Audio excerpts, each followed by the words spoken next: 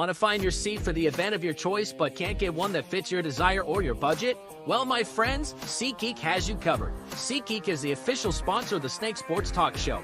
With a list of over hundreds of events to choose from, SeatGeek will assure you that you won't miss your seat with the amazing view of your choice at the most affordable price. Whether it's looking for your best seat in the house of your favorite sports team, finding live concerts that get you closer to your favorite artist, or enjoying your spot at your favorite live shows, comedies, and more, SeatGeek has it all just for you. Go online to SeatGeek.com or download the app on your mobile device through Google Play and the App Store. And as a special offer before checkout, use promo code SNAKESPORTS and save yourself $20 off of your purchase of your first ticket and experience why SeatGeek is the most trusted ticketing app for your next event. Remember, that's SeatGeek.com and download the app on your phone with promo code SNAKESPORTS for $20 off and find your seat with SeatGeek.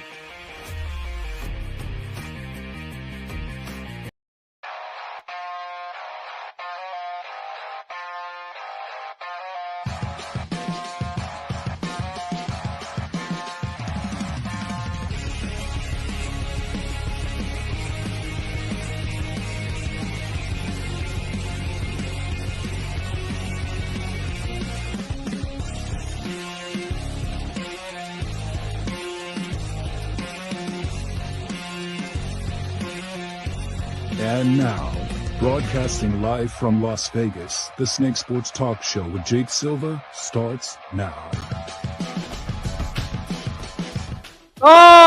Here we go, ladies and gentlemen. Welcome on a Hump Day Wednesday for every single one of you, wherever and however you may be watching. This is the Snake Sports Talk Show.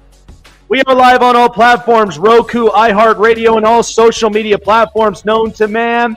Also live on TikTok for all of our fans out there. I'm excited for it. Chase Steph is joining us here, our co-host. Man, Chase, we got a lot to talk about because you know what? News got out there, and if you know what I'm talking about, it's going to be really interesting. And I love Hard Knocks, but there's got to be a reason that stuff just gets out there and for us to really kind of talk about it. So I'm interested to see everybody's points up on this. But great guest, Luke Hetrick. For all of you in the metro Atlanta area, he's going to be joining us here in a couple minutes. Really kind of be talking a lot about some Atlanta sports. I'm excited about it. Chase, how are we doing tonight, man? Oh, looks like he might be getting the sound on real quick. Yeah, it's really interesting, but we'll see if he's got his audio up here in a second. But real quickly, Luke Hetrick joining us here in a couple of minutes. So, all right, look, I love Hard Knocks. I think Hard Knocks is fantastic. It is one of those, reality shows, in my opinion, that you get a chance to be up close and personal with all of the NFL teams. And this year, it's the New York Giants. So the story on this today is that there was a clip in Hard Knocks, and it explained about Saquon Barkley and the state of where they were with the Giants. Saquon, I do think, is a hell of an athlete. I mean, the guy, he's built, he's big, and in the last few years since he's been with the Giants, he's suffered multiple injuries. And at the same time, I never knew exactly where this organization was going at all, with Dave Gettleman and then bringing in Joe Shane to really kind of build some clarity in this organization. It just kind of seemed like it was a complete tire fire. And in a big sports market like New York, Los Angeles, Chicago, to like many different places, the second that you get, not on the same page, the communication's off, and at the same time, you don't know exactly where the build with potentially if this team's going to be making it into the playoffs. Now, this team did make it in the playoffs in the past with the first year Brian Dable was in this clubhouse. And they surprised a lot of people. They beat the Minnesota Vikings, who had the best record in close games. So that was a big upset for them. They were able to pull it off. But then what really kind of set things off was when the Giants gave Daniel Jones his contract extension for $45 million a year. And that's where things really kind of ticked off. So in Hard Knocks, Joe Shane was on the phone with Saquon Barkley and was being brutally honest, but then at the same time, you just saw the underlying truth of what the Giants are. And Saquon, I'm not saying he made the bad decision going to Philadelphia, because you want to be in the best position possible. That's for any of us, whether in business or in relationships or in life in general. And I think Saquon, why he chose Philadelphia. One, he went to school at Penn State, and he was arguably one of the best running back talents in that rookie class.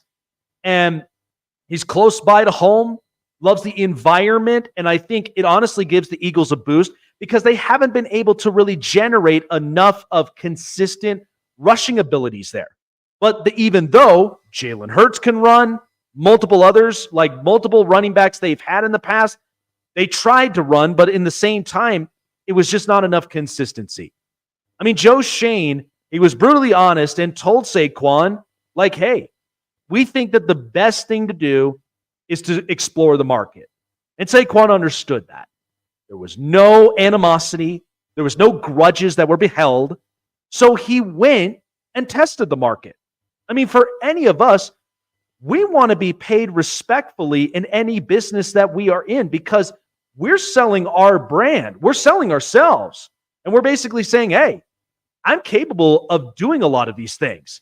I have my certificates. I have my degrees, which, sometimes you don't even need that. You just need to have the amount of experience and what are you doing currently. And I think in the end, both parties, they decided to split ways. I just felt like the comment that Joe Shane made afterward is what really summed up about what the Giants are.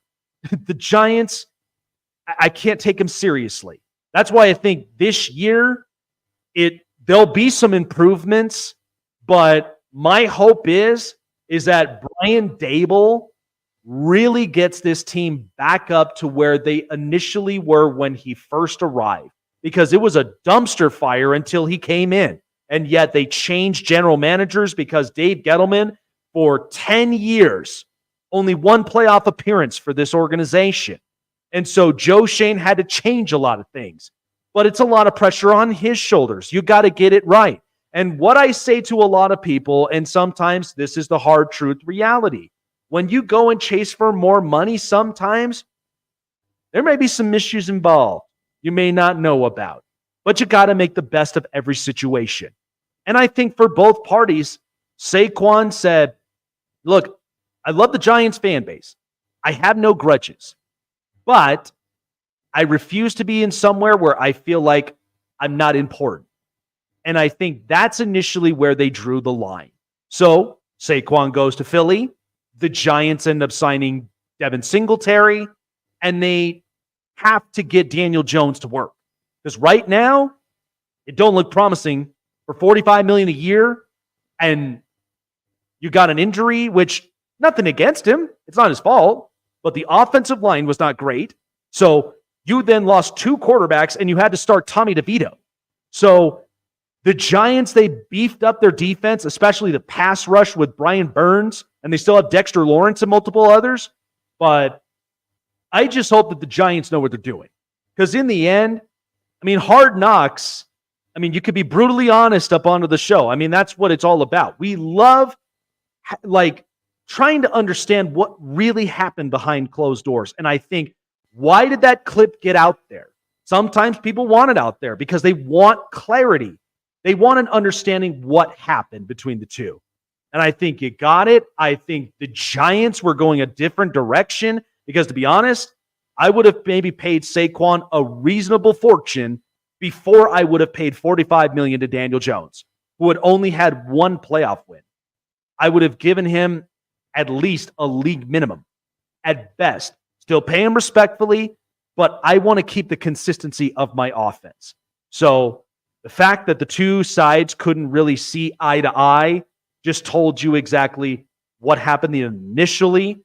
And that's where Saquon is now a proud member of the Philadelphia Eagles. All right, so there's a lot of things that's been going on, especially with the in the Atlanta area. The Atlanta Braves right now been trying to figure out a lot of things, especially with two stars that have been shut down.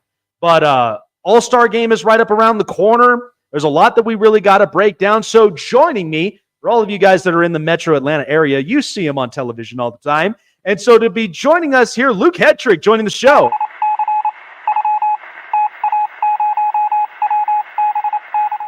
All right, Luke. Well, around the corner we are with the, MLB All-Star Game, and we have three Bravos that are going to be representing Atlanta. So let's start there with Marcell Ozuna, who is a home run derby candidate, and he's also up into the All-Star Game.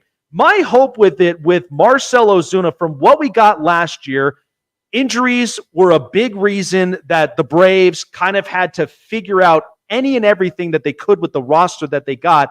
So this year with Ozuna, I felt like this was a big push this year. How have you kind of evaluated and really kind of explained in best details what you've gotten from Ozuna this year and what we may see for the rest of the remainder of the season? First off, coming in hot, bringing on a Penn State fan to talk Saquon on a muted mic, and then going straight to the Braves is a little bit torture. I loved your take on it. I loved your evaluation of everything. I actually have not seen that Hard Knocks episode yet, so I'm kind of saving it for right now. But look, as far as Marcell Ozuna goes, he's had to be thrust into a little bit of a different role, because what we've come to appreciate about the Braves and how they've been built under Alex Anthopoulos, and really giving credit to Brian Snitker, what he's been able, is they've been able to get great contracts, great value in those contracts, and really find guys that they can get on good value to build up an offensive juggernaut. We saw that with the historic numbers they were putting up in 2023. They're not even coming close to scratching that. A lot of that is due to injury. A lot of that was slow starts to a guy like Austin Riley. Matt Olson has not had anywhere close to the caliber season, specifically from a power standpoint, that he's had a year ago. So much of this has been thrust on Marcell Ozuna to really be on pace for the best season of his career statistically. What has been very, very clear with his approach is nothing has changed. And you see this, and this was something we talked to him after he was named an All-Star the other day. The question immediately comes out when the mics are off. You could go in the home run derby. He's like, oh, I don't know. But he was so excited about being in it. And he's a guy that at first I'm like, ooh, I don't know. If I'm a Braves fan, do I want him in the home run derby? But he never changes his swing. He doesn't swing for power. He swings for contact. So for me, this is just the maturation in his career. I think he's come to an Atlanta organization that's been the perfect spot to foster growth. For him, this is just a product of being in the right environment, taking necessary steps forward. I mean, when you really think about it, this is a 7-year gap for him between All-Star game appearances. And he mentioned that he's much more mature now. Atlanta's been the right place for him, but I think this is just a guy that's accepted his role, not tried to do anything special, and just had a really, really quality season, still leading the National League in RBI, is up there even after a little bit of a dip in the Triple Crown category. So there's nothing out of the ordinary. He's increased his value specifically for this season. And from an offensive standpoint, he's kept this Braves team afloat when they've really had some issues, largely due to injury and slow starts on the offensive end.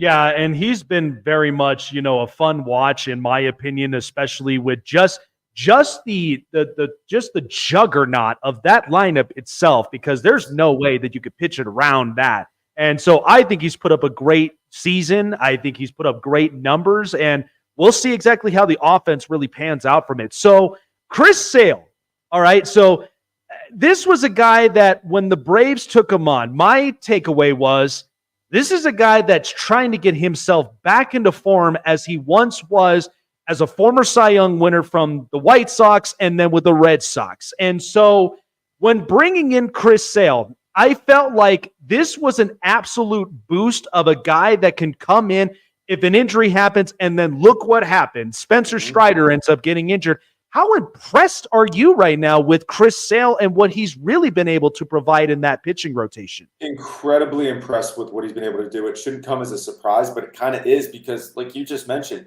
he had gone through about 6 years of we don't know. He mentioned that the other day after that series finale against the Phillies, in which they took that 2 out of 3 for the second time this year. I didn't know if I was going to get back. I didn't know what my career was going to turn into. There were some down years, and it took an organization to really have a tough conversation with me. I had to come to grips with where I was at, and the Braves were honest about it, and they thought, we still think you can be an elite pitcher. And I think it was a place for him to come where he didn't have to be coming into a situation, like you mentioned, have to be the guy. The pressure was off. When you had Spencer Strider, coming off the season he did a year ago, Max Fried, whose stock continues to rise, who a lot of people in the Atlanta market were surprised initially that he was not an all-star after the season that he's had, ERA slightly over 3. But Chris Sale just coming in, it's a veteran in the lineup, another lefty, and he's been absolutely outstanding. It's been a revival for him, and it seems like Atlanta is a place where guys can come and revive their careers a little bit. Brian Snitker is a manager that everyone simply loves playing for. So I've been incredibly impressed, but really from, just a humanity side of thing. We've seen Chris Sale, be the alpha. We've seen that out of a starting pitcher. It's not uncommon.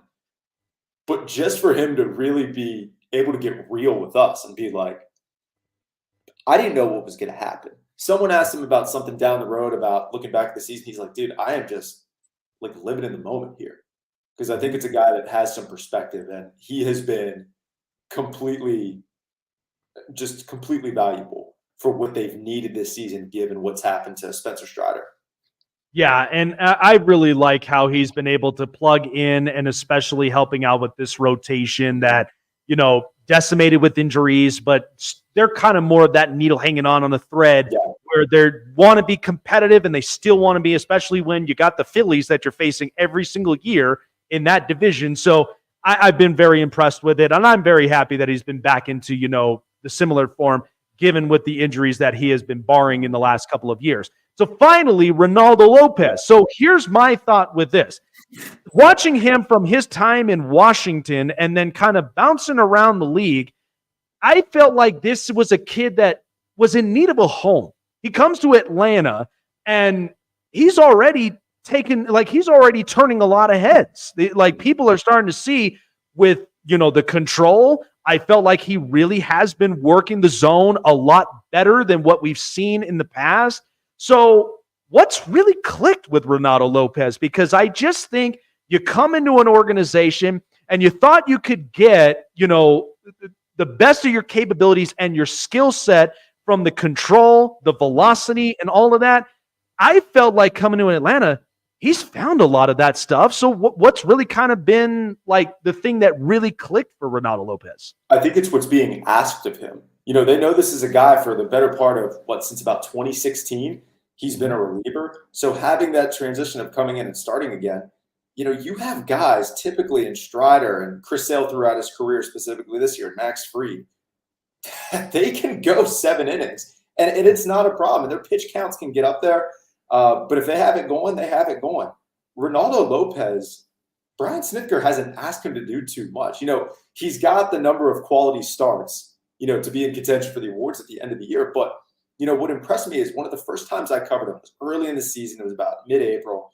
They're playing the Marlins, which, again, at that time, take all those stats with a grain of salt with that Marlins lineup. It was getting into the 7th. He had just wrapped up the 7th inning. And I believe he actually went into the 8th. And he was on about 82 pitches. The efficiency in which he was able to work with, that Brian Snitker felt, okay, hey, he's going past 5 innings, but a lot of these innings were, 8, 10. So he has been able to balance that out, not try and blow guys away, just be able to find his control, like you mentioned. And it's because he's not asked to go very deep. They've had very much success in the bullpen, specifically when he's been able to, go into those 5th innings, 5th, 6th innings. So I think it's one of those, not asking too much of him, knowing it's the transition. Maybe as they get deeper, they ask a little bit more, but right now he's really comfortable doing it. And it's just Brian Snitker understanding the capabilities of his guys and not asking them too much, not asking them to do anything uncomfortable. Yeah, I mean, I absolutely love, the culture and, just kind of the more of the mental focus that the Braves have been having. And I mean, Brian Snitker really has been that pillar that really has been making it happen for this organization. So it's been great seeing a lot of these players grow into what we'd hoped for. I mean, Jarred Kelenic geez, this guy's having a great year. He's finally finding his stroke. He's a guy that really is becoming a force in that lineup. So it's like anything could happen at this point with this lineup. And I love that you mentioned it because it was such an experiment because they were just spoiled rotten for so long with Ronald Acuna batting in that one spot. I mean, 337 had the 47 year the year prior. And then when he went down, there was a stretch of about 20 games where they had a total of 6 leadoff hits, trying to balance between Ozzie Albies and Michael Harris before he was injured, had his hamstring issues, and still working his way back on that. Jared Kelenic was a guy that everyone went, wait a minute, after a little bit of the experiment, wasn't he lead off in Seattle? Didn't he do that? So I asked him, after a couple of games, was there ever a conversation? Because he had immediate success in that leadoff spot. He said, no, Snit never approached it. We never had a conversation. It's not like I went to him and said, hey, I can do this. Kelenic just took a back seat, and it was one of those, when your number's called, be ready to go. And it was really coupled with his success in that leadoff spot. At the same time, Austin Riley started to find his power again. I believe that was a guy through the first, 50-some games, only had 3 home runs. And, from that point now has 8 or 9 since then. So he's kind of found his form again. So that, the timing of those two in the leadoff spot and finding power again was really welcome to this lineup that had struggled for so much. And look, the numbers say they're an average lineup, and a lot of that is due to injury. But once you get past, I believe in August, late August, they will have their final 7 meetings with Philly in about a 12-day stretch. After that, 6 of their last 8 series are against sub-500 teams. So there's an opportunity here for them to get healthy, have the benefit of a schedule late in the season to make a charge, because 2022, I'm not saying they're going to do that, but they have the experience to chase down someone. Philly's different, but than the Mets were in 2022. But you couple that with the fact then that, like I said, and Alex Anthopoulos at the deadline always has something up his sleeve. Riley said it a couple weeks ago. Yeah, I expect him to do something. Alex will pull off some miracle again, like he always does. So there is that in the back pocket. But it's an uphill battle because the Phillies have their number in the playoffs, not in the regular season this year, but the Phillies in the playoffs, and the Phillies red hot. You do not want to have to play more games at Citizens Bank Park in the fall. No one wants to do that. Oh, yeah. There's some unfinished business that's there, especially with. But they don't fear Philly. They do not fear Philly at all, but they understand the challenge it is going into Philly. It's tough. Oh yeah. So, and it's funny you mentioned it because, I've spoken to many people that have covered all their respective teams. And we know that come the All-Star game, everybody's getting a break. And at the same time, every team is evaluating with what they've started with. And now you come into the crunch times, because this is usually when it gets important, because August, September, October, it's the most important months. And that's a fun time of baseball because you really start to see each other's identity. So the Braves, the situation that they're in, they've lost 2 pivotal stars due to injury, Spencer Strider and Ronald Acuna Jr.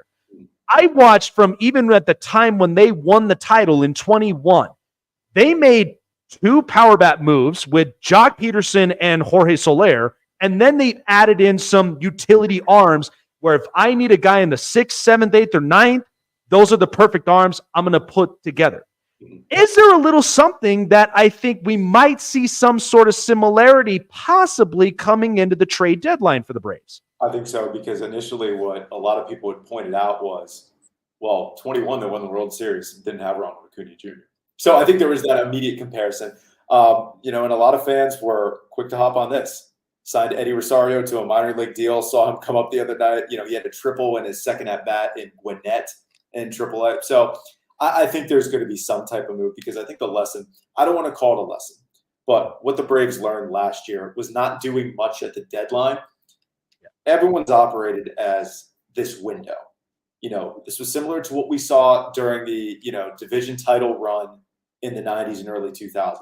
It was the window. The window was open. They were always going to be competitive, and they end up with the 1 World Series title. They have their title with this window. And a lot of people keep saying, it would be great is if they get the second one and they still have the talent, the gap, all these guys under contract for X amount of time. The window is starting to shut. It started to shut last year after a loss to a Phillies. It's not going to hang like this. it's going to keep going down. So now you add in these injuries. I think they will be a little more aggressive because what type of player is Ronald Acuna Jr. going to be coming back? This is another pitching injury to Spencer Strider. So I think Alex Anthopoulos is going to be ultra aggressive. What type of move they make, I'm not really sure. I do think there's another power bat to be added in this lineup, just given the inconsistency so far. But I would not be surprised if there's something that we're sitting here a month from now going, yeah, they got, and it's not a great market. It's not. But if they got that dude for how much? So we've done it a couple times before, so I don't think it's out of the question. Yeah, it really is going to be interesting. I mean, I would not be surprised if that's exactly the thing that Alex Anthopoulos, this is a guy that even when I watch a lot of these NFL GMs, I mean, they just have a magic up their sleeve. And so who knows what Alex has up his sleeve, but, again, barring the talent and barring what they've got as far as the salaries that they're paying for right now, hopefully it really does pan out for him because, I mean, you got the Dodgers knocking on the door, the Phillies, all these other teams in the in the National League, they're wanting to compete for that World Series title. So shifting on, because I've seen you got some more Orlando gear right there behind you, but this NBA free agency, it has been quite an interesting one, in my opinion, because I've now got Paul George now balling up in Philly. I've got Klay Thompson now up in Dallas. So to kind of focus with, Magic on this one, I think KCP really is an important role player coming into a very young core group that is really trying to find themselves. But they definitely needed some shooters after what we saw in the postseason. But I think Paolo Banchero and even a lot of these other youngsters that they've got right now on this roster, I mean, how important is KCP now in this potential lineup and what he'll bring to the table as far as veteran experience? He's one of the best fits in free agency you could find for a team as far as needs go. This organization, really the last 2 years, Jamal Mosley's been there 3, but under him the last 2 years, they've fought above their weight class. They've been able to be extremely competitive with some of the better teams in the league, not being able to shoot, having inconsistent point guard play, which are two things that we go, how can you survive with that? But they figure out ways. It's like, you have a washcloth and you're just wringing the towel dry, trying to get whatever you can out of it. And that's what he's been able to do. You saw the shooting inconsistencies in the playoffs. That should not, based on how they shot the ball, should not have been a 7-game series. That should have been a 5 or 6-game series. And I say that as someone that has a lot of ties to the organization. But again, they fought above their weight class. They had themselves ready to go. They were prepared for that moment. But what they lacked was true point guard play. I think now having Jalen Suggs slide into that role, solidifying that spot, understanding his role is huge. And now you're able to get someone that has better value than what they had in Gary Harris last year, who they also re-signed. But Kentavious Caldwell-Pope is a guy that hits 3 main keys for the Magic and what they need and what they've needed for. And I say this really since Dwight Howard left. And it's crazy to still be talking, in those circles. Perimeter shooting, perimeter defending, and availability. Here's a guy that played 96% of games throughout his career. I shouldn't say throughout his career, but the last few years, there was a number floating around. The Magic, for about a 3-year stretch, were leading the league in man games missed due to injury. They were up over 200 every year. Now, a lot of that was Jonathan Isaac getting hurt. Markelle Fultz had his injuries with shoulders and knees and whatever it may be. But now you get availability as a skill, which this organization has not had. Understanding overalls, and KCP is a guy that can slide and fit right in to the extended pressure that they want to play from their backcourt. As far as the point guard play goes, I think they're comfortable with Jalen Suggs, but this thing runs through 5. He's the star. They all know where their bread is buttered. They haven't been able to say that for a long time. And now they have their true running mate in Franz Wagner locked up. So is it a seismic move? No. Is it the splash of Paul George going to Philly? It is not. But I think we learned our lesson, really, and solidified this argument from the Minnesota-Phoenix series is just getting the big stars in one place doesn't mean it works. And that's not saying it can't work in Philly, but chemistry matters more than anything right now in the NBA. So the Magic are riding that. You agree? Yeah. That's your take? Oh, yeah, I absolutely agree on that because it's funny because talking about a certain topic because, like, I've said this, I think what we're seeing in the Eastern Conference, because last year the East was absolutely weak, but yet we've got a lot of draft and development guys that are starting to come into their own. Now, I think this year, I think you could make the argument there are 6 teams out there in the Eastern Conference that I think could very much make a huge pivotal move. The Magic, the Sixers, the Knicks, after they just gave up that much for Mikal Bridges, and now they've got their lineup set. And then you've got Boston, who's fresh from a championship. So there's 6 of those teams. One team in particular, I mean, like I talked about when it came to big money markets, like, and it's a line I've always said, the more money you got, the more problems you're going to end up with. And I think right now with where I'm standing with the Lakers, I don't know what to make of it, man. I mean, they come in, and I love the pick that they got for Dalton Connect because I think he's a heck of a shooter. I think he's a guy that really is somebody they're moving for offense.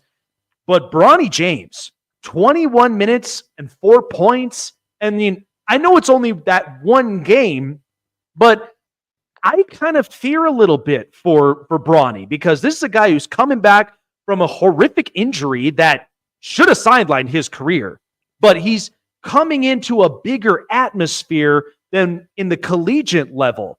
And it's like, I can't really put my finger on it with the Lakers. How have you kind of like outlooked this right now with I just think this is going to be, I hate for this to be a circus show just going wrong with all that they've gotten in the last couple of months. This reminds me of Kobe's farewell tour. The late Kobe Bryant, a handful of years ago, when it was the 2-year, at the time, $48 million. And everyone was like, oh my gosh, why are you doing that? They're not going to be able to get the stars in. You know, this to me is, I don't know where they were at as an organization that they could be appealing outside of just being LA and having LeBron to where they were really going to lure people. The Klay Thompson thing, in theory, kind of fit, but he's going to a much better situation for him and his game and this development in his career in Dallas. I honestly thought he was going to be a Laker, but the Dallas move for him from a basketball standpoint, it is better. I think the Lakers have hitched their wagon too. You know, if we're not going to win games, we're going to be interesting. And people are going to talk about us, and we're going to be fun. And we have the JJ Redick LeBron thing. Anthony Davis is still a very good player. And who knows, maybe we make a move and get some shooting, which they need. They address that with Dalton Connect in theory. But I really don't know much about them. I look at them and say, did they really get better? Have they gotten better? Enough to the point where you said maybe they make a play-in or get in a 6 seed, you know, if all those guys are healthy. Because Anthony Davis was healthy last year and played well and was was arguably the best defensive player in the NBA from a front court standpoint. And they were 7 seed and got bounced in 5 by the Denver Nuggets. A lot of that is matchup, but how much better did they get? And is that something that they were fully committed to? We hear all this stuff of, oh, maybe DeMar DeRozan. Now, I think, my guess, is there will be a move down the road to get Trae Young. Trae Young's switching over agencies, switching over to Calvin Andrews at CAA, guy that has, you know, in that agency, LA roots, might be something that happens in the works. I don't know how much longer he is for Atlanta, but I think there could be a move in the future that maybe makes them a little more relevant and says, we're trying. Maybe it isn't the best move. Maybe it doesn't work out. Who knows? Because the DeJounte Murray thing was flirted out for so long with LA. It was nauseating.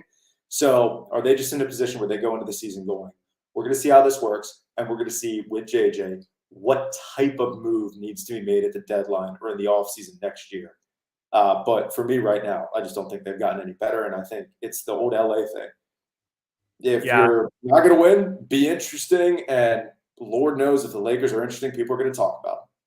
Yeah, I mean, I made that point. The second that I saw the news that DeMar DeRozan went to the Kings, I was like, yeah, this is an L for the Lakers. The fact that you're trying to get, you know, your last shot at the very least getting another star in this roster, and then he just goes up north into Sacramento. Yeah, they're seeing something that they're like, I don't want to be a part of whatever that this is because, yeah, it's just some type of business. I don't want no part of it. And I get it because it's like, you know, from the outside perspective, it's okay.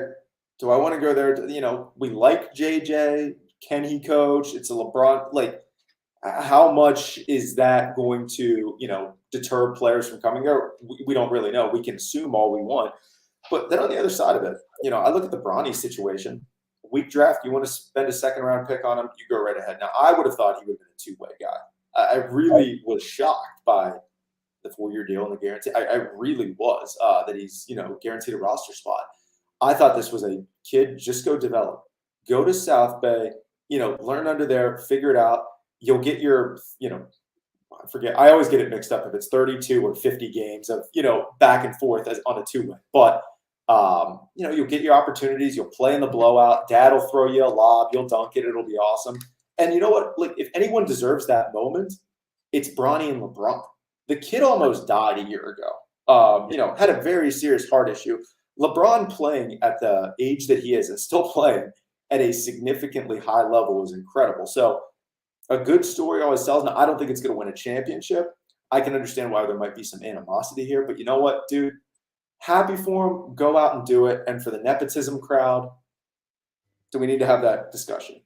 Do we need to have that discussion with the NBA? So, for me, it's a cool story in that regard. But when you look at it from 10,000 feet, is it going to help him win a championship right now? No. Yeah, no, I my hope is, and I'm crossing my fingers because with a lot of these player developments, I just hope that this develops very, very well. I would want a lot of these young players to succeed. I mean, you never want to set them up to where they fail. Right. You want to have the best success plan possible in order for these kids to grow to where they can become future stars, and that's what we're seeing right now up and into the NBA. But it'll be quite a strange at first, but yet maybe an interesting kind of narrative that we might see with the Lakers moving forward as the season starts. But Luke, appreciate you joining on by, man. Great stuff. Anybody that tunes in on your television, check him out. He's always the best at what he does behind the camera, man. Appreciate you coming on by. Enjoy the rest of the week, man, and we shall definitely see you soon. Jake, thank you so much for having me. This was a blast. I love talking to you. Dude, have me on tomorrow. Have me on next week. I don't care. This is one of the most fun shows I've ever done. No, thank you guys so much. Appreciate it. Man, absolutely. Absolutely love that. Thank you, man. Well, what do you know, Chase? I think we got ourselves a fan for sure. Probably. Yeah. I just am like, like I said, I mean, to talking about baseball, I mean, the Braves very much are lingering on. And I mean, with all these injuries, and then at the same time, Jarred Kelenic now is really starting to hit the ball well at leadoff. Oh, yeah. And then Austin Riley's falling. So there's always a method to somebody's madness. And I think the Braves, because of the amount of talent and the amount of experience that they've got, they're like, look, forget about the Phillies. Forget about all these other teams that are up and involved.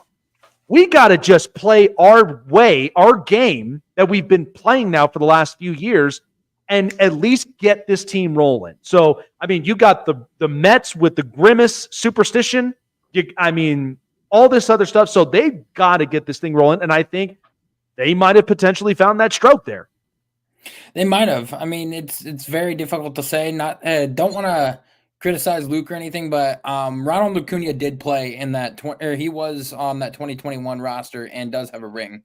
I had to double check to make sure, but yeah, he was definitely on that roster. The Phillies are now 7.5 games ahead in first place, and they are currently winning right now against the Dodgers and everything. And I think it's pretty safe to say that the Phillies have one of the better rosters in the league, one of the better starting pitching staffs, and one of the better bullpens in the league. I wouldn't be shocked if they make it all the way to the World Series again this year, but we got to see if they can actually pull the trigger and win, because, that is the one thing that is holding them back, is like being able to finish strong. I mean, they haven't won a World Series since 2008 when Ryan Howard was on the team.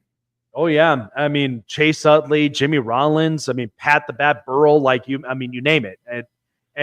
That was such an incredible team. But, yeah, the competition's brewing up. And now Jazz Chisholm is what I'm told right now by Miami. He's now apparently available during the trade deadline. That's an interesting one from there. Sure, we probably They're also trying to get Vladimir Guerrero Jr. is who the Phillies are trying to get. Oh, boy. Yeah, just what we need. Another powering first baseman just to complement along with Bryce Harper, right?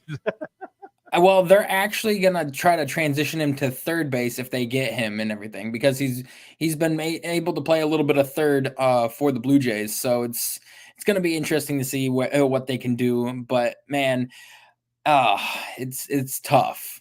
Oh man, well, Alec Boehm is in the home run derby and he's an all-star. I don't know how you're going to handle the that. most all-stars out of anybody in the MLB right now with 7. Yeah, I don't know how you're going to handle that. But that's going to be interesting. So I don't know if you want to make a point on this, but I felt like sometimes there are stories and there's clips that people just get out there for whatever reason. Is it trying to find clarity, or is it trying to think of who was right, who was wrong? I felt like because the Giants in the last 12 seasons, they've been an absolute dumpster fire under Dave Gettleman. And I feel for Joe Shane. I know he's trying to make this organization better because the Mara family and what they've done now in the last few years since Tom Coughlin left, it has not been the same organization. It's been an embarrassment. I think they certainly, you got to figure out that turf, man. But I felt like there was no right or wrong with the situation when Joe and Saquon had that conversation on Hard Knocks. I felt like that comment that Joe Shane made early on, later on, that just told you what I felt about the Giants. Yeah. Like that. And so I just feel like Saquon, like you and I, we're out selling our brand. We want to get the best of ourselves. So when we are there in business, this is who we are. And I want to make sure I'm protected, I'm taken care of, and I want to be in the best position to win. So I felt like Philly, you're back in your stomping grounds from Penn State, and you're going to be a part of, I think, a pretty well-ran, run-centric team at this point. So I wish nothing but the best for Saquon and hoping he has a healthy season. But I just felt like you just got a lot out of that clip. I mean, Joe Shane, I feel like, has made big mistakes when it comes to the New York Giants because Brian Daboll in there was a huge success because of how well he was able to coach Josh Allen and, how well he was able to play and the fact that they went to the AFC Championship with him as their OC. And then you bring him in the first year, they win 11 games, they win a playoff game versus the Minnesota Vikings, and everything's looking up and up. Well, then you look at that roster and you're like, oh my gosh, this roster is trash. And then Daniel Jones gets hurt. And, the big weakness that they had was on the right side of the line with Evan Neal. And instead of addressing the right side of the line and making that a surefire thing, you get rid of your star-powered running back. Like you sit there and say, hey, we are in the business to try to get Daniel Jones some weapons because you feel like you failed him and you haven't really got to see the best out of him and everything. Why not keep Saquon Barkley and then draft Malik Neighbors? Like having Saquon Barkley a top 5 running back and then a guy who's been able to catch out of the backfield and, make people miss in open field and, do it all at the running back position and then also get an explosive wide receiver because you tried drafting a speed demon out of Jalen Hyatt. We didn't see him produce a lot last year. And then we also saw Wan'Dale Robinson come into his own a little bit towards the end of the season. But, and then this year they bring in Drew Lock to try to back up Daniel Jones just in case something happens to him. But I think it's more or less like Joe Shane just made a huge mistake because if you're going to sit there and say that you don't think that anybody's going to pay Saquon Barkley $12 million, then you are sorely mistaken. Yeah, and here's my thing. I'm very critical of all my quarterbacks. If you're getting paid $45 million a year, and at the same time, Brian Daboll is a smart offensive coach. He came in to a dumpster fire of what New York, being a shell of themselves, of what they were, turned this season around, make the playoffs, beat a team who won majority of their close games and upsetted them against the Vikings. And yet Saquon, who was a very big piece as to why your offense was very viable. Then all of a sudden you pay that money and Saquon's kind of going like, look, if it wasn't for what we've had efficiently and consistently, there ain't no way Daniel Jones would have carried that organization by himself. And I think we saw that by the time the line deteriorated. He suffers up an injury, and then you had to start Tommy DeVito as your third string quarterback. This was where it was just kind of going way downhill. And I think that was what initially. You're willing to spend all this money to get their defense built up with Brian Burns, Dexter Lawrence. You bring in Isaiah Simmons and everything, which if you can get him back on track on the defensive side of the ball is a steal. And then you get Deonte Banks in last year's draft to shore up that secondary and everything. And then Tyler Nubin, which was, my opinion, was a good pickup at safety and everything. And now you're looking at the defense like, okay, if we can get the defensive side of the ball straightened out, which they fired their defensive coordinator and got somebody new, now it's just like, cool, you're getting all these pieces for the defensive side of the ball, but what are you doing to help the offense? Like, you didn't get a tight end after Darren Waller left. You drafted one in Theo Johnson, but you didn't get like a good veteran or like anybody else to help. You look at the wide receiver position and like, yeah, you went and got Jalen Hyatt, but like, who is a big name wide receiver on there other than Wan'Dale Robinson, like Darius Slayton? Like, come on, you need that explosive playmaker. Yeah, let's see what Malik Neighbors does, because I mean, again, you want to get a playmaker there, but from what it seems like, if you've already drawn the line with your quarterback, I can only imagine what next offseason is literally going to look like, because they draft that quarterback. You're going to see this is not going to end up looking well, and they're going to start wanting to make some phone calls. And so, yeah, they're gonna ask themselves, is Brian Daboll the issue, and like, do we give him another chance, or is it Joe Shane? And then they're also going to say, because I guarantee you, if Brian Daboll gets fired, he gets another head coaching job somewhere else. Oh, he'll be hired because of how good of an offensive coordinator he was, his ability to take the Giants to the playoffs the first year, and not to mention the fact that he was with the dumpster fire organization like the New York Giants. And you know for a fact that if he gets fired, he'll go to a place like it. Heaven forbid if this actually happens, I will lose my mind. Heaven forbid the Cowboys fail to reach the NFC Championship again, and Brian Daboll gets fired. I could see Brian Daboll going to be the head coach of the Dallas Cowboys and then have Dak Prescott become MVP the next season, and the Cowboys make it to the NFC Championship for the first time in decades. Man, that is a big take from there. My big feeling is, I mean, if this doesn't work well with Sean McDermott after the Bills just kind of got gutted from both their receivers and their defense, Josh Allen is looking up on there and he says, I want him back. And you better make that happen. Because when your star quarterback starts speaking and this is who he succeeded with, you got to make him happy. And I think reuniting Daboll with Josh Allen would be the perfect fit at the very least with that, with how that organization runs and the way they've made that offense. You got to make Josh Allen happy there. And with the up and coming guys like Bobby Slowick and Ben Johnson and everything, like the 2-star offensive coordinators that you're going to be looking at this next year, if you throw Brian Daboll into that mix, like as an offensive guru and an offensive mind, you're going to start looking and be like, okay, do we take a veteran offensive guy and a guy who has not had much success as a head coach winning wise, but a guy who has had one of the best years of Josh Allen's career when he was the OC, a guy who has taken them to the AFC Championship because of his play calling, the guy who basically got the Giants to a winning record and a playoff win?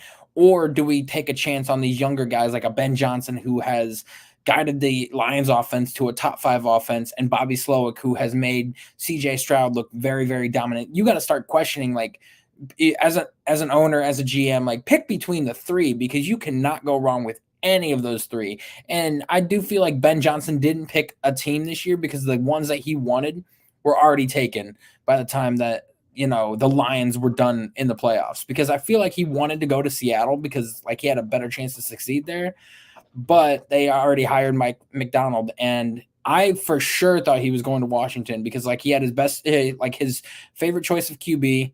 He would have had a much upgraded defense, a new ownership, new GM, everything that they wanted. And, you know, it was a done deal. It was a surefire deal. The Commanders were going to offer him a contract and he was going to be their next head coach. And then he backed out at the last minute. So they went with Dan Quinn. Yeah, because apparently he doesn't want to work with basketball guys. But yet, hey, they're giving me money and I'm spending money on the important pieces. Who cares? I mean, you can't just look at them with what they are with the Sixers. I mean, if they're giving Adam me Peters isn't really a basketball guy. Like they got him from the Niners organization and everything because like he was working with John Lynch, but the owner is a basketball guy. So it's just Josh Harris. All he is he's the guy that's signing the checks. He's not the one that's making the play or like making the deals and everything. That would be Adam Peters that is doing all the deals and everything. So it's just insane. But I do feel like the Cowboys, if they don't succeed, Mike McCarthy's going to be fired, and Bobby Slowick, Ben Johnson, and Brian Dable are going to be the three main choices that they're going to look at for the next head coach of the Dallas Cowboys next year. Mark my words. Oh, I agree. I mean, those seats are sizzling, man. And I'm just waiting to see what the season's going to look like. But yeah, there are always going to be about 7 to 8 jobs that usually open up every year in the NFL. So we'll see exactly what happens up on it. But let's get ourselves some news. Chase with the news. This is the Hot Press. All right. We got to see exactly what we've got up on news in store for us tonight. Well, no news that NFL players are seen some ridiculous or crazy ones that came across. And this came across today that I was very, very shocked about. Amon-Ra St. Brown, a guy who had 1,400 yards this year with the Detroit Lions, had an oblique injury. He missed one game due to an oblique injury, but an MRI confirmed that he had his oblique completely off the bone because he had it completely off the bone, and he still played through it and still managed to get 1,400 yards and be one of the better playmakers for the Detroit Lions. I'm like, how do you even play through that pain and that injury and everything like that? And it's insane because, I think that things have changed nowadays in the NFL, because if you go back and watch the interview with Calvin Johnson and what, the rehab process and how they kept giving him shots and pills and making all the pain go away and everything. I think that it's changed now that Martha Ford's daughter has taken over, and the Lions are a completely different organization than what they were in the past. Well, and here's what's funny about this is because when you've got a personality like Dan Campbell's, okay, I many people thought, is this guy joking when he's talking about biting kneecaps? But yet, Ben Johnson is clearly his big successor when it comes to innovative offense. And, I mean, you could say what you want to about Aaron Glenn. The defense is somewhat getting better because Brian Branch is basically hit.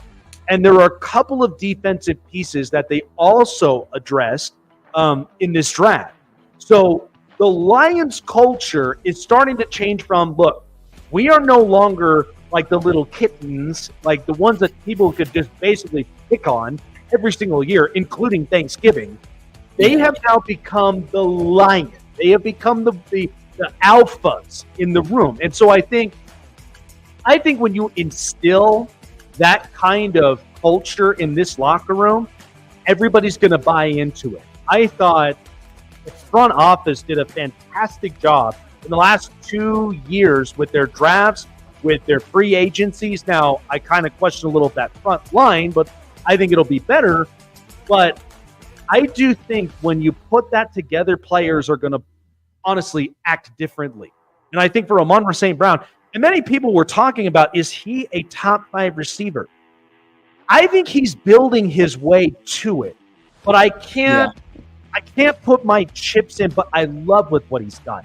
He's shown that he's a reliable receiver, and he's also shown that in crucial moments, he's a guy that I want to trust throwing the football to give me extra yards or give me a score. So, I mean, the guy is absolutely a freak of nature, and I think if I got this production again this next season, I think I could kind of make an argument there. Yeah, and it is insane, the arguments that are being made about him. But let's stick with the NFL here and talk about an NFL draft lottery that people are bringing up, and even the commissioner is thinking about an NFL draft lottery. So a draft lottery has worked well for the MLB, for the NBA, and for the NHL. But many are questioning if it's going to work for the NFL or not. And, a lot of people are like, oh, well, can you imagine if the Kansas City Chiefs got the number 1 overall pick? I'm like, that's not how a draft lottery works. A draft lottery, from my understanding, is that since there's 32 teams in the NFL, it'd be the top or the lower 16 that would get the choice of being in the running for the number 1 overall pick. But like, I see people's argument. Imagine like a team, like let's say the Seattle Seahawks, for instance, like they just missed out on the playoffs this year. Imagine them going from like the number 8 or 9 seed in the NFC and like probably the 15th seed overall in the NFL or the playoff seeding. Imagine them getting the number 1 overall pick and being able to choose the quarterback of, the future that they need. And then you got all these other QB needy teams. My opinion, I don't think an NFL draft lottery should work or is the answer for how we go about the draft. Well, here's the difference is when you look at the other 3 major sports, I mean, my kind of case in point right now is I think if you're the NBA, I think for as long as you've been doing this draft lottery, I mean, these are a lot of the bottom tier teams that they're trying to draft and develop. They don't have the money markets like a Los Angeles or a Chicago or a New York. And so it now kind of makes them the bottom half feeders that are just basically feeding a lot of these potential superstars into these big money markets because they're capable of paying them. And it's the same that we can even say for Major League Baseball, because look at the Nationals, look at the A's, look at Chicago, look at the White Sox. I mean, these teams you already know are basically dumpster fires, because how long have we, for over 20 years since we've watched the A's Moneyball effect, now look who's figuring it out. The Yankees, in some ways, it took them a little bit of time, but they're starting to figure it out. The Dodgers have been notorious of figuring this out. So in some ways, like, I think NHL's done a great job with the draft lottery because it's a draft and development. They've developed, because it usually takes about 2-3 years with these kids. NBA, it's a little different because in the NBA, I got kids in the G League. I got kids that are basically like in college that, the one and done deal has not quite panned out for them. The difference with the NFL and all 3 of these is, number one, the talent is too great. It's way too rich. I got players who could play right now. And so if you gave, and I totally understand it too, when you get the 16, like the worst teams from there with the draft lottery pick, what are the chances at least 8 of those 16 teams are just one move away to where they could potentially end up winning this whole thing? That poses a bigger argument from there. So I feel like the draft is fine. I don't even think you need to put a lottery up into this because the talent is too rich. I think owners, like the general managers, have gotten smarter and they are very cap competitive. So they've worked where they're getting talents that they know that they can get out of the draft, and they can also get players in trade deadlines or even trading them in the off season, depending on if the price is right. And then at the same time, you're getting veteran vocal leaders to put everything together that makes it a potential Super Bowl team. Because you see what everybody wants to play with Kansas City at this point. When you got a Patrick Mahomes and an Andy Reid, I mean, the chances are limitless to getting into the Super Bowl and getting into the playoffs, which is what everybody does. But I think with what you're going to see this season, I feel like is going to be the utmost competitive I think we have ever seen since watching football. I think many teams, there are probably going to be about 3, 4, maybe possibly 5 teams with worst records. And then I feel like for the rest of them, they may be right there about 500, if not a game or two above 500. That's what I feel like with what I'm going to get this season. I just don't think adding a lottery really does kind of solve everything. I just think the talent is too rich. The caps have been so competitive with these GMs. Why even try to change that? Yeah, and I agree with that. And it's just not to mention you've also have, the reason why it works for like the other teams and stuff, like you said, with the MLB, they've got like minor league farm clubs that you got all these guys that can build through there and like so many prospects that they can trade away that you can't really do that in the NFL. Like you can trade prospects, you can trade picks and everything, but like you can't really trade the players. Now we're moving on to the final piece of news. We're going to stick with the NFL because that's pretty much what a lot of the news is today. Roger Goodell has been pushing hardcore to try to get some more expansion teams into the NFL, and he wants to try to get up to a minimum of like 36 and make it at 36 teams and a maximum of 40. And he said he wants to try to get an international division, like an entire division of international teams. And, the whole argument about the whole international division is far-fetched because talking with all the ownership groups, there's a lot of questions that they had concerns with. One being that how are you going to get an international division over in London or Germany or whatever, and how are you going to get the stadium? How you like what ownership is going to be? How are you going to have an American team over in Europe, but then have somebody in America own them and not anybody in? And it's just like a whole bunch of issues that are going back and forth. So he's trying to figure out how he would make that work and see if, American funding from the NFL itself and ownership groups and whatnot would take and go fund a stadium to be built over there so that way American football can be played. And so he's going back and forth with a bunch of the ownership groups trying to figure out how these expansion teams are going to come into play, what cities they're going to have, and where, like, how the international game plan is going to be. And right now, they're pushing hardcore. They're pushing back hardcore on the international stance, but the owners don't care if they bring more teams in the U.S. in the mix because they think it'd be more fun for the game of football. And that's all I have for the news. I do have to hop off here in the next 10, 15 minutes, so I'll let you get your take on that. What's your thought about the whole international teams and expansion?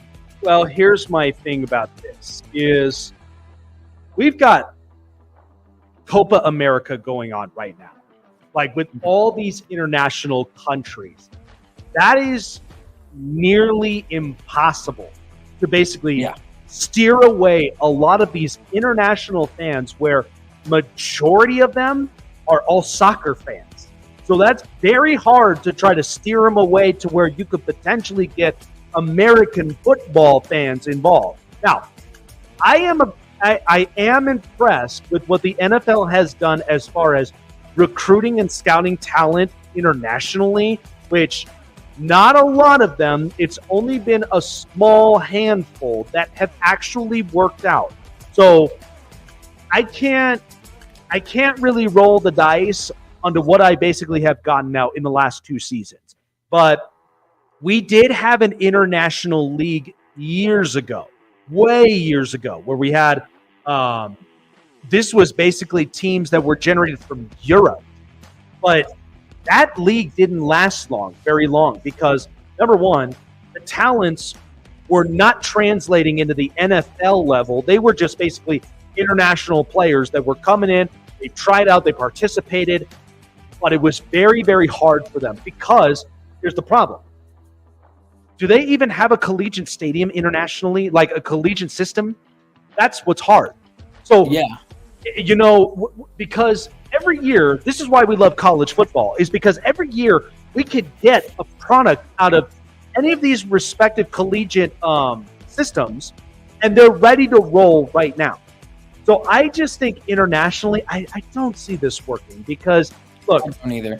You watch Major League Baseball when we get the World Baseball Classic every year, and then the Olympics for basketball with our USA team that we have right now, and then with Copa America and then the World Cup.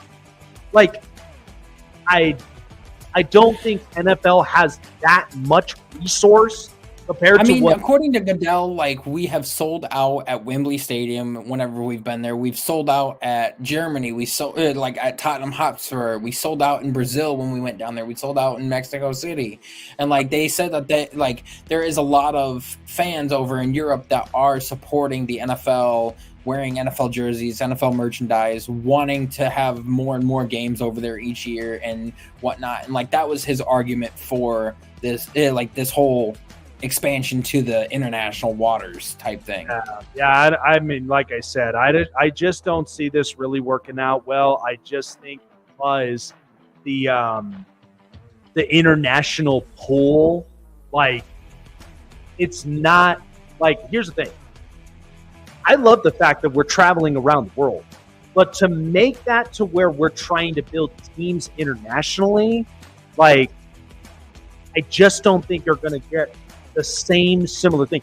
I feel like if you're trying to make a division like that, that division is not going to, they're not even going to smell, and no disrespect to either of them, but they're not going to smell above 500. I'm sorry. They're not going to do, because by the time they come into the U.S., with the amount of talent, with the amount of coaching, with the amount of just like, with what we've already built, like since football even existed, that's going to be hard for international countries to really like try to create repercussions of, because they have been so fixated on soccer and so many of these other international sports these days. Like, I mean, I just don't know if that really might work out. Yeah, in my opinion, I like some of the choices that they were thinking about in America here to build, stadiums and have teams. Like one of the choices was Honolulu, and they've got a professional stadium there already because they used it for the Pro Bowl. They've had a lot of NFL players come out of Hawaii that have been very successful in the NFL. Danny Shelton, one of them. I know that Vita Vea has been from Honolulu. To his brother Talia. You've got a lot of guys coming from Honolulu or just Hawaii in general. And, somebody told me like, oh, you're going to have a lot of issues because, it's a small island. You're going to have a lot of tourists. Nobody's going to want to travel over there to see their team. And I'm like, yeah, you will. And then like another choice that they had was Portland, Oregon, or even North or South Dakota, having a team in the Dakotas, and there's a lot of choices that they were thinking about. And, I know one time, like one city in particular is Orlando, like the governor, or I mean, not the governor, the mayor and, a bunch of people in the city have been petitioning for a baseball team down there, and they said that they would welcome a football team with open arms down there as well to bring in more revenue, more people to the city and more people to the state of Florida and everything, and it would just be different. So some of the places that they're looking at, I look for an expansion team or two, maybe even three in the next 5 to 10 years, because I think it's going to happen in the NFL. Yeah, I mean, eventually, if they can figure this out. But I think for the U.S., if you give me more expansion teams, that means more games, that means more television streaming, that means more of those opportunities where more new money is going to start to come in. But 2 locations, at least, for the Pro Bowl. Give me Hawaii and give me Vegas. Those are the only 2 locations you should be switching back and forth with every other year. So one year I go to Hawaii, the other year I'm going to the bright lights of Las Vegas. Why not? That's my only 2 best case scenarios when it comes to that. But interesting. All right, well, there was Chase with the news.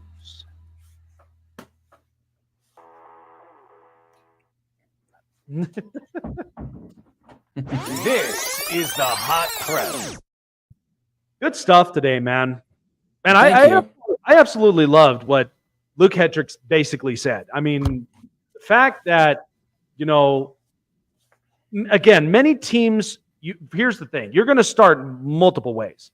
Are you going to basically get a lot of your mistakes out early, and then you become a greater team afterward? We've seen this with a lot of them.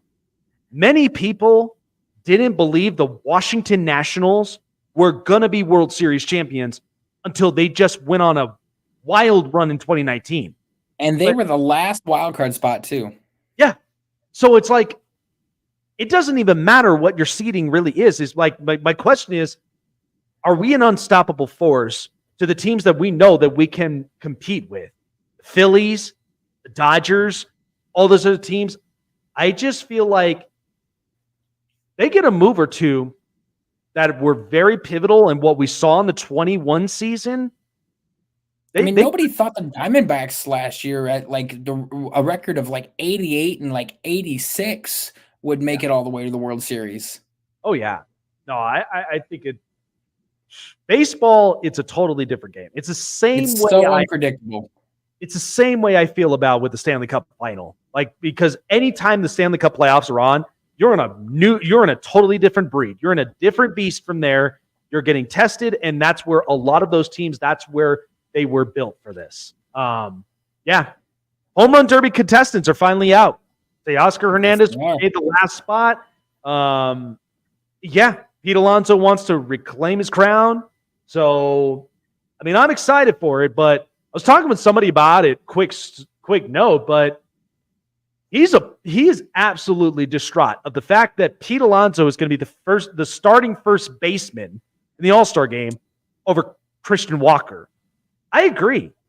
Like, because Christian Walker's been on a tear in the last month and a half, almost 2 months. And he's hit 6 home runs in Dodger Stadium already this year. This All-Star game is going to be interesting. I just thought, wow, unbelievable. But, yeah. And Francisco Lindor snubbed out of the All-Star game with the numbers he's been putting up. Yeah. I just am like, look, I get it if you want to make it guilty by association because of the Mets, but I felt like statistically he's up there with Shohei Ohtani and the rest of them in the top 10 categories. So that's interesting. That's just interesting. I agree. But yeah. Now we got a full plate tomorrow. 3 interviews, both about the Clippers, and one, finally, I could get some clarity about the Vegas Golden Knights. It is going to be a fun night tomorrow night when we got that many interviews. And then I'm off come Monday because, taking the day off, got some family coming into town. We're going to Waterworld. I'm going to be I'm going to be spending my day up into the water park and just enjoying it, probably screaming my head off. But, that's what's fun about vacations these days. So absolutely. Yeah, but all right, that's going to do it for both Chase and I here up on the Snake Sports Talk Show. Appreciate all of you guys for being up on here. Luke Hetrick, shout out to him, man, bringing in the hardcore stuff when you watch him up on television in the Atlanta area. Really, really good. We got ourselves probably the biggest fan now on this show. Sponsored by BetUS. When you guys end up getting $50 or more into your deposit, 200% bonuses and 30 risk-free bets. How could you say no to that? Second chances for you guys to basically win and earn some money. And even checking out the casino entertainment that BetUS has. They've been doing this for over 30 years. Best sports book when it comes to single and parlay bets. Give them a try at BetUS.com. BetUS, where the game begins, and SeatGeek. Because Chase and I know what it's like to have the best seats in the house, whatever it may be. Sport, entertainment, concerts with your favorite artists, and comedy shows, or whatever your interests are. SeatGeek has you covered in that. $20 off by using promo code SNAKESPORTS so that you guys are able to enjoy the best seat in the house at the most affordable prices. We know inflation sucks, but at least SeatGeek is guaranteed to give you the best seat without even having to strain your wallet. So you can enjoy it. Hell, have a brewski on me. Because that's usually how it always is, man. I trust SeatGeek with everything. SeatGeek, don't lose your seat when you use SeatGeek today. With Chase and I here on the show. We'll see you guys tomorrow night on the Snake Sports Talk Show. Take care, you guys.